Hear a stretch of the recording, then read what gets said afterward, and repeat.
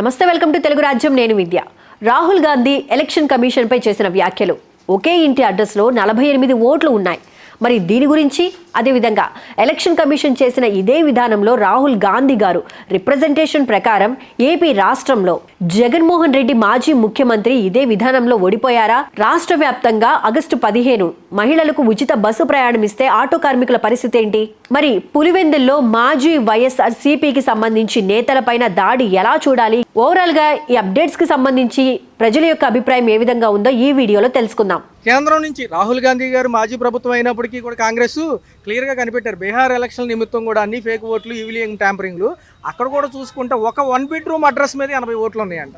అసలు ఎలా ఉంటాయి ఇవన్నీ అంటే? ఇక్కడ 4 ఓట్లు పక్కకు పోతానే ఉన్నాయి. ఈ 4 ఓట్లు 100 మందికి 104 ఎంత? 400 ఓట్లు పక్కన పోయినే ఉన్నాయి కదా. మరి ఎక్కడి నుంచి వచ్చింది నీకు? జగన్మోహన్ రెడ్డికి ఉన్న జనము ఈ ఓట్లన్నీ ఎటుపోయినాయి అండి. మనం మాట్లాడే సమస్య కాదు. అసలు వాడు మోడీ ఏం చేశాడు చెప్పండి? ముస్లింలు మొత్తాన్ని కోసి మరి వాడు అమెరికా కూడా రానిలేదు వాడు ఉన్న వాళ్ళు. మరి వాడు ఏం చేశాడు? ఇవాళ 16 సీట్లో కూర్చున్నంత మగవాళ్ళు అయితే రేపు వాడు పోతున్నాక దేవి చేస్తాడు. ఇలాంటి సన్నివేశాలు కానీ ఇలాంటి ఎక్కడెక్కడ జరుగుంటాయి? ఇలా ఈ పక్కన వేసారంటున్నారు కదా, ఇందాక ఓట్లు ఎక్కడ జరిగింది? దర్శి నియోజకవర్గంలో 11 బాక్సులు పక్కన వేసారా లేదా అడగండి. మరి కొండేపి నియోజకవర్గంలో 8 బాక్సులు పక్కన వేసారా లేదా అడగండి. దేశీ దివాకర్ రెడ్డి మొత్తాన్ని ఇప్పుడు కూడా బయటికి వెళ్ళని అతను రానిలేమని మరి వాడు 36 బాక్సులు పక్కన తిన్నారు. ఏం చేశాడు వాడు? ఏం చేశాడండి? ఎలక్షన్ సంఘం కూడా వాళ్ళకి అనుకూలంగా పనిచేస్తుంది. అసలు ఎందుకండి మనం ఎంత నిమ్మగడ్డ రమేష్ ఏం చేశాడు? ఏ ఎలక్షన్ ఎప్పుడు పెట్టాడు అది చెప్పాలి ముందు. కులపోడే కదా. ఏం నిమ్మగడ్డ రమేష్ ఏం చేశాడు? ఎన్నికల కమిషనర్ ఏం చేశాడు? వాడు ఎన్నికల కమిషనరేగా. మరి ఏంటండి మాట్లాడుతున్నారు? ఎలక్షన్ కమిషన్ ఇలా చేస్తే పార్టీలకు అనుకూలంగా పైన కింద వాళ్ళు కూటమది ఏ కాడికి మనం రావాలి. మరి ఇవాళ చెప్పుతో కొడతానన్నాడు. ఇప్పుడు అమ్మలక్కలు ఎగుతున్నాడే. మరి ఆయాలు ఏం చేశారు? ఇలా అరెస్ట్ చేయాలిగా. నేను రోజు ఒక మాట అన్నాదని చెప్పి నా కొడుకులు అన్నాను. మరి ఏమంటుంది హోంశాఖ? ఏమంటుంది? మరి వాడు కాకపోతే ఇప్పుడు అచ్చెన్నాయుడు ఏమన్నాడు? రాష్ట్రాన్ని అమ్ముకుంటామన్నాడు. ఎవడు సొమ్ము అమ్ముకుంటాడు? 40 ఎకరాల రూపాయలు 40 ఎకరాలు కావాలంటున్నాడు. ఎవడు సొమ్ము అండి అది?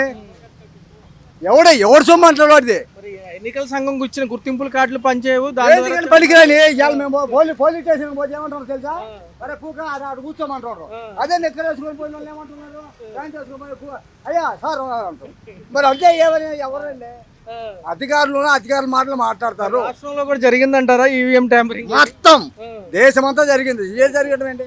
లేకుంటే ఓట్లు రావటం ఏంటండి? ఇట్లా అయితే మరి ఎలా నమ్ముతారు మరి ప్రజలు? ఇంకా ఓట్లు వేసి నమ్మేదేవుడు నమ్మటా పాడేది. మొత్తం 60,000 మందికి ఇవ్వాలా? ఏది రైతు బజారు ఇప్పుడు ఏమి ఇచ్చాడు? వచ్చి ఇచ్చాడా? ఇప్పుడు నాకు 4 ఎకరాలు ఏమి ఇచ్చాడు వాడు? మీ అందరూ రద్దు అన్నాడు. వాళ్ళ వరకు వాళ్ళకి ఇచ్చుకుంటున్నారు. అసలు ఆర్టీసీ కాడికి పో ఏమంటున్నారు? మనం పోతే మీకు లేదు అంటున్నారు. వాళ్ళు పోతే వెంటనే చేర్చుకుంటున్నారు. అదే కేంద్ర ప్రభుత్వం పథకంలో ఆరోగ్య ఆయుష్మాన్ భావలో కలిపామంటున్నారు కదా. ఏంది కలిపింది? వాళ్ళు కలుపుకుంటున్నారు. 5 లక్షలు 5 ఎకరాలు ఇల్లు కట్టుకుంటున్నాడు కదా, అతను కలుపుకుంటున్నాడు అంతే. ఏం లేదు ఆడ. ప్రజలు మోసపోయారంట. మోసమే. దగ్గర 14 నెలల ప్రభుత్వం పరిపాలన చూసారు రాష్ట్రంలో. కూటమి ప్రభుత్వం ఎలా అనిపిస్తుంది? మీకు ఎలా అనిపిస్తుంది? పర్వాలేదండి, కొంచెం పథకాలు అనేవి వస్తున్నాయి. తల్లికి వందనం వచ్చింది, రేషన్ సరిగ్గానే వస్తున్నాయి. దగ్గరికి వెళ్ళి పెరిగిన ధరలు కానివ్వండి, ఈ యొక్క కరెంట్ ఛార్జీలు ఏమైనా ఇబ్బందిగా ఉన్నాయా రాష్ట్రంలో? కరెంట్ ఛార్జెస్ అయితే ఎక్కువగానే ఉన్నాయండి. అద్భుతం కన్నా ఎక్కువే వస్తున్నాయి మాకు. ఇప్పుడు చూసుకున్నట్లయితే ఒక పక్క కేంద్రం కూడా సపోర్ట్ ఇస్తుంది. అమరావతి పోలవరం కూడా అవుతున్నాయి. రేపు ఉద్యోగ కల్పన కూడా వస్తుంది అంటున్నారు. ఎలా అనిపిస్తుంది? ఇక్కడ కూడా ఒక ఐటీ సెక్టర్ చూడొచ్చు.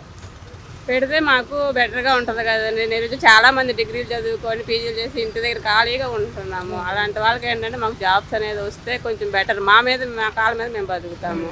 అది ఇప్పుడు ఉచిత బస్సు ప్రయాణం ఆగస్టు 15 రాష్ట్ర వ్యాప్తంగా ఏదైనా గుర్తింపు కార్డు ద్వారా చూపించుకుని వెళ్ళొచ్చు అంటున్నారు.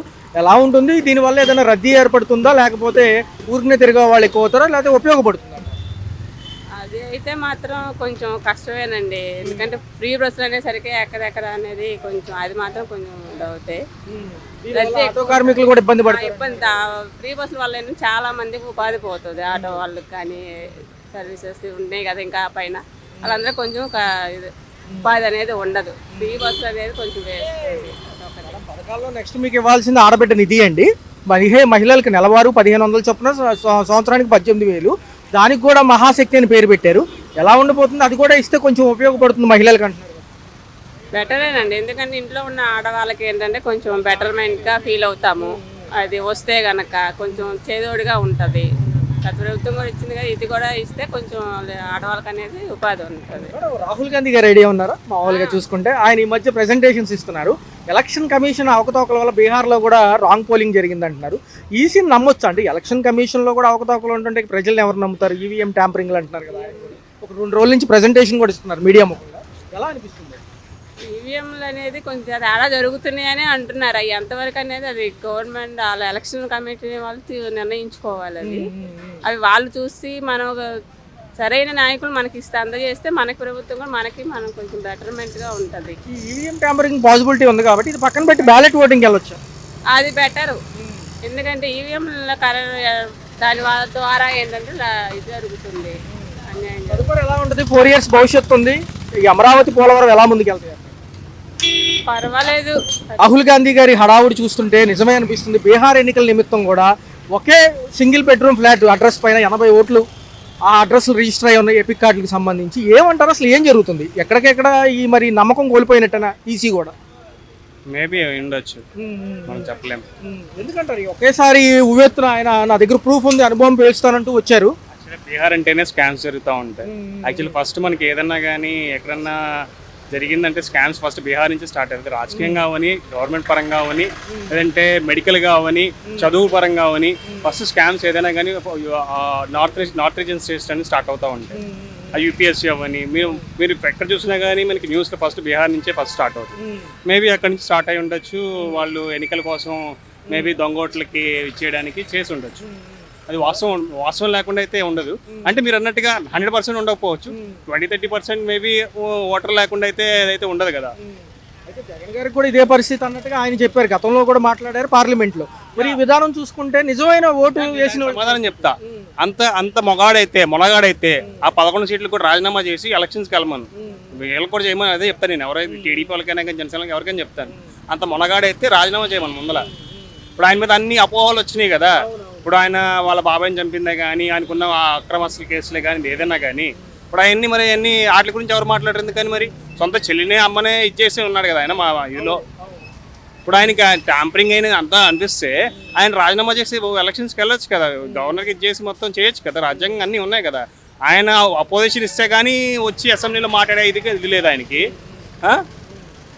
చూసుకుంటే అన్న మరొక అంశంలో చూసుకుంటే మరి నిబద్ధతగా ఒకవేళ బ్యాలెట్ ఓటింగ్కి వెళ్తే బాగుంటుందా? అది కూడా అవకతవకలకు పాల్పడరని నమ్మకం ఏమి లేదు కదా. దానికి కూడా ఏం లేదు కదా. ఇప్పుడు అలా అనుకుంటే మీరు బ్యాలెట్ ఓటింగ్ అయినా కానీ ఏమో దానికైనా గ్యారంటీ లేదు కదా. ఎవరు గ్యారంటీ ఇవ్వడానికి అయితే లేదు కదా. మీరు ఇన్ కేసు మీరు దానికి ఆల్రెడీ మనకు ఒకటి వచ్చింది అంటే దీంట్లో ట్యాంపరింగ్ చేసే ఇది లేదు అని చెప్పి మనకి ఆల్రెడీ ప్రూవ్ అయింది. మీరు దొంగ ఓట్లుంటే అంటే ఓటర్ ఐడి సృష్టించి మన ఇండియాలోనే అంటే మీరు అన్నట్టుగా దొంగ ఐడి ప్రూఫ్స్తో సృష్టించి దానికి ఓట్లు వేయించిపోయింది తప్ప బ్యాలెట్ ఓటింగ్ అయితే మనకి 100% అందులో మీకు అవతవకలు జరగకుండా అయితే జరుగుతాయి, కంపల్సరీ జరుగుతాయి. స్థానిక ఎన్నికలు ఈ పులివెందుల నియోజకవర్గంలో రమేష్ యాదవ్ మొన్న ఏ హడావుడు చూశారు. ఎవరైతే ఉన్నారో దాడి అంటున్నారు. ఏం జరుగుతుంది అక్కడ? అది కూడా కూటమి హస్తగతం అవ్వాల్సిందేనంటారు, లేకపోతే స్థానికంగా అక్కడ జగన్ నియోజకవర్గం కాబట్టి గట్టిగా ఉంటుందంట? నాకు ఐడియా లేదు, తెలియదు, అది నేను చూడలేదు. మరి ఒకవేళ ఉచిత బస్సు పెడితే ఆటో కార్మికుల పరిస్థితి ఏంటి? రేపు ఆల్రెడీ జీవనభృతి కష్టపడుతున్నాము, కాంపిటీషన్ ఉంది ఈ రవాణా వ్యవస్థలో, బయట బళ్ళు వస్తున్నాయి, 2-వీలర్ మీద కూడా ప్రైవేట్ రంగాలు చేస్తున్నాయి కదా సర్వీసులు. ఎలా ఉంటుంది? మీరు అవన్నీ మాట్లాడితే చాలా మాట్లాడాల్సి వస్తుంది. ఇప్పుడు రిజర్వేషన్ కేటగిరీ ఉంది. ఇప్పుడు రిజర్వేషన్ కేటగిరీ గురించి మాట్లాడితే ఇప్పుడు అందరు రిజర్వేషన్ కేటగిరీలోనే గవర్నమెంట్ జాబ్స్ కానీ, సెంట్రల్ గవర్నమెంట్ జాబ్స్ కానీ, ఇన్ కేసు మీరు రైల్వే ఉంది, రైల్వేలో 70-80% మామూలు రిజర్వేషన్ కేటగిరీలోనే జాబ్స్ వస్తాయి. ఇప్పుడు అలా చూసుకుంటే అవి కూడా మాట్లాడాలి కదా. ఇప్పుడు ఆటో వాళ్ళు నిరుపేదలు ఇదవుతారని చెప్పి అన్నారు. మనకి ఉత్తర రాష్ట్రాల్లో నుంచి వచ్చిందే కదా. ఫస్ట్ ఢిల్లీలో స్టార్ట్ చేశారు, తర్వాత హర్యానా స్టార్ట్ చేశారు. అక్కడ చూసి రాజకీయ నాయకులు ఏం చేస్తారు? ఆటోమేటిక్గా అది ఫ్రీ ఇస్తే ఓట్లు వేస్తారని చెప్పి ఇదేనే కదా ఆ వాగ్దానం చేసింది. దానివల్ల వీళ్ళు లాస్ అవుతున్నారు కరెక్టే, కానీ వాళ్ళు ఆల్టర్నేటివ్గా అనేది ప్రభుత్వం ఆలోచించాలి. అంటే వాళ్ళు ఎందుకు లాస్ అవుతున్నారు ఏంటి, వాళ్ళకి ఏమన్నా ఆటో వాళ్ళకి ఏమన్నా చేయి తీయడమా, 10,000 వేయడమా అనేది అది ఆల్టర్నేటివ్గా ఆలోచిస్తే వాళ్ళకి హెల్ప్ఫుల్గా ఉంటుంది. అంటే గవర్నమెంట్కి నెక్స్ట్ టైం ఓట్లు పడడానికి ఫీజిబుల్గా ఉంటుంది.